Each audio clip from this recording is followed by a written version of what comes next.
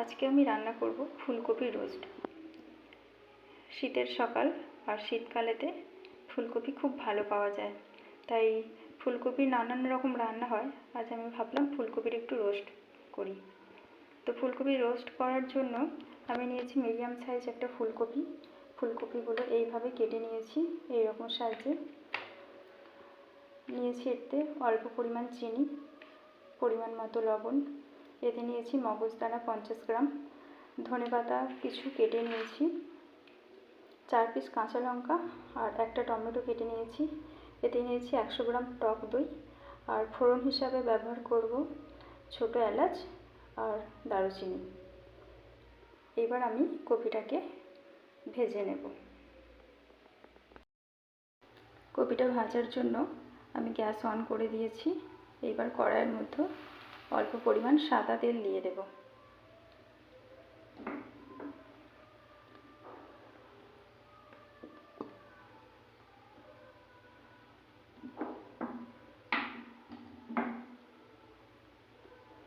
তেলটা গরম হওয়ার জন্য অপেক্ষা করব।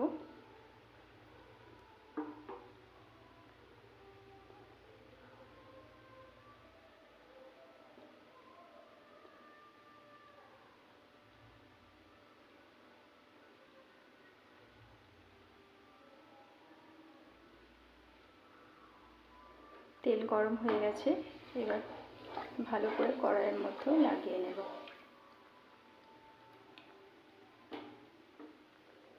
গ্যাসের ফ্লেমটা একটু লো করে দিলাম।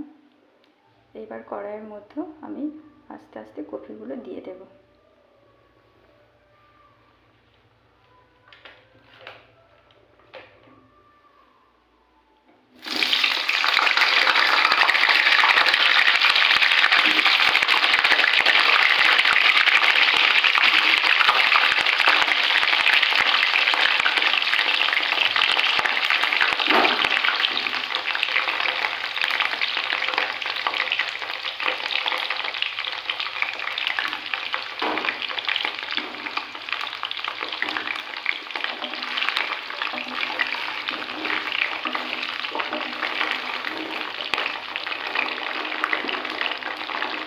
গ্যাসের ফ্লেমটা এবার একটু বাড়িয়ে দিলাম, যাতে কপিটা খুব সুন্দরভাবে ভাজা হয়ে যায়।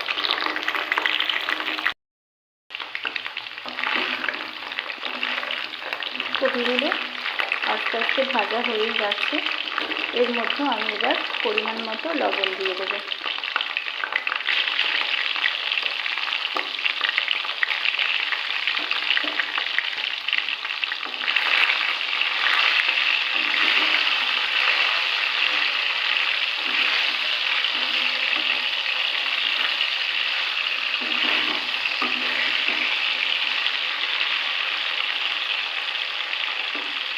এইভাবে কপিগুলোকে সুন্দর করে ভেজে নেব। কপিগুলো খুব সুন্দরভাবে ভাজা হয়ে গেছে। এবার কপিগুলোকে আমি কড়াইয়ের মধ্যে থেকে অল্প অল্প করে তুলে নেব।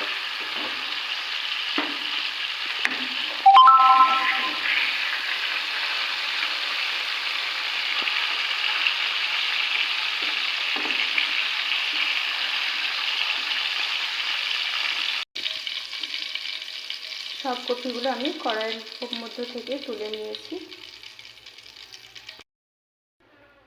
এবার এই তেলের মধ্যেই আমি ছোটো এলাচ আর দারুচিনিগুলো ফোড়ন হিসাবে দিয়ে দেব। হালকা একটু নেড়ে দেব। যেহেতু তেলটা গরম হয়েই আছে আগে থেকে, তাই বেশি করে আর একে ভাজার কোনো প্রয়োজন নেই। এর মধ্যেই আমি কাঁচা লঙ্কা, টমেটো, টক দই, মগজদানা দিয়ে একটা পেস্ট করে নিয়েছিলাম যখন কপিটা ভাজা হচ্ছিল, সেই পেস্টটা দিয়ে দেব।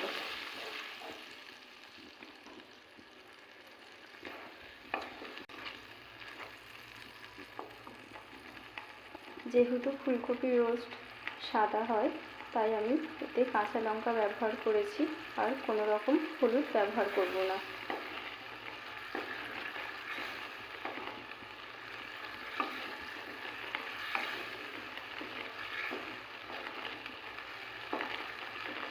এই সুন্দরভাবে মশলাটা খুব ভালো করে ভেজে নেব 2 থেকে 3 মিনিট।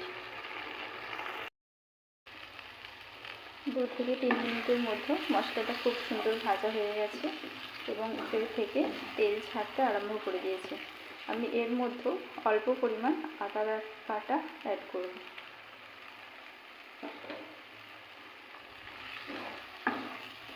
যেহেতু এটা নিরামিষ রান্না, তাই আদা বাটাটা একটু শেষের দিকে দিলাম, কারণ আদা বেশি ভাজা হয়ে গেলে তেতো হয়ে যায়, আর আদার কাঁচা ভাবটা থাকলে নিরামিষ রান্নার সুন্দর টেস্ট আসে।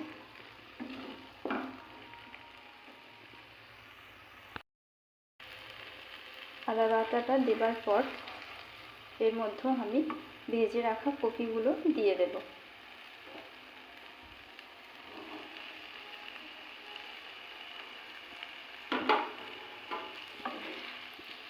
এবার মশলার সঙ্গে কপিগুলো খুব সুন্দরভাবে মিশিয়ে নেব।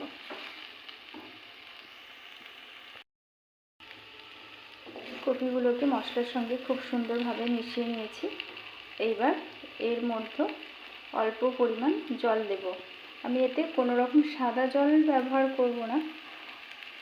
মশলাটা পেস্ট করার সময় আমি মিক্সি থেকে ঢেলে নেবার পর মিক্সিতে যেটা অবশিষ্ট পড়েছিল সেই জলটাই এতে দিয়ে দিলাম। জল দিয়ে দেওয়ার পর এটা খুব সুন্দরভাবে জলের সঙ্গে মিশিয়ে নেব এবং 3 থেকে 4 মিনিট ফুটিয়ে নেব, কারণ কপিগুলো ভাজার সময় প্রায় সেদ্ধ হয়ে গেছিল, তাই খুব বেশিক্ষণ এটা সেদ্ধ করার প্রয়োজন নেই। শুধু এই যে জলটা আছে, জলটা একটু মরলে গ্রেভি টাইপের যখন হবে তখন এটা পুরোপুরি কমপ্লিট হয়ে যাবে। গ্রেভিটা এখনও পুরোপুরি ঠিকঠাক হয়ে আসেনি।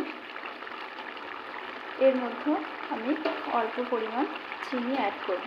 যেহেতু টক দই দেওয়া আছে, তাই একটু চিনি দিলে মিষ্টি মিষ্টি ভাব আসবে, না হলে কপিটার টেস্ট পুরোপুরি টক হয়ে যাবে।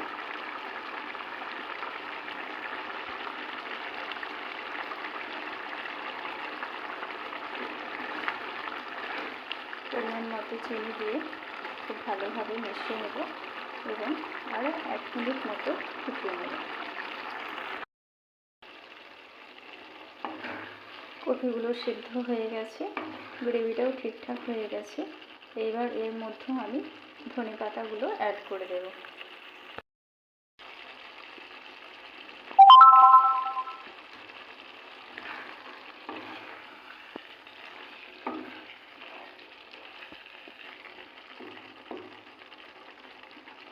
এবার আমি গ্যাসের ফ্লেমটা অফ করে দেব।